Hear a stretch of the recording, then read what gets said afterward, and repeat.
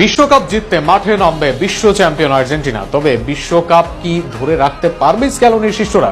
দুর্দান্ত ফর্মে থাকা স্পেন, ফ্রান্স, পর্তুগালরা প্রস্তুত বিশ্বকাপ ঘরে তুলতে। সেক্ষেত্রে কি কি সুবিধা আছে আর্জেন্টিনা দলের জন্য, তা নিয়ে থাকছে প্রতিবেদন। 2026 সালের বিশ্বকাপে চ্যাম্পিয়ন হিসেবে মাঠে নামছে আর্জেন্টিনা। 2022 সালে কাতারের শিরোপা জয়ের পর এবার লক্ষ্য সেই সাফল্য ধরে রাখা।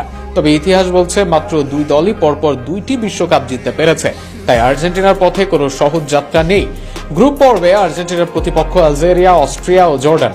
কাগজে গ্রুপটি সুবিধাজনক মনে হলেও প্রতিটি ম্যাচই চ্যালেঞ্জ বহুল। প্রথমে আলজেরিয়ার সঙ্গে খেলা দিয়ে অভিযান শুরু হবে, এরপর অস্ট্রিয়ার বিপক্ষে এবং শেষের ম্যাচে জর্ডানের মুখোমুখি হবে দলটি। সম্প্রসারিত 48 দলের প্রতিযোগিতায় সতর্কতা ও নিয়মিত খেলার ধারাবাহিকতা অপরিহার্য। নকআউট পর্বে আসল পরীক্ষা শুরু হবে। গ্রুপ শীর্ষে শেষ করলে আর্জেন্টিনা হতে পারে গ্রুপ এইচ এর রানার আপের সঙ্গে খেলা, যেখানে স্পেন ও উরুগুয়ে রয়েছে। অন্যদিকে দ্বিতীয় বা তৃতীয় স্থানে থাকলে আরো শক্তিশালী প্রতিদ্বন্দ্বীর মুখোমুখি হতে হবে, যেমন পর্তুগাল, ইংল্যান্ড, বেলজিয়াম, যুক্তরাষ্ট্র বা কলম্বিয়া। এছাড়াও আর্জেন্টিনার বড় বাধা হবে তাদের নিজেদের দলের ইনজুরি সমস্যা। তাছাড়া এখনো পর্যন্ত প্রয়োজনে ফুলব্যাক নেই দলটির।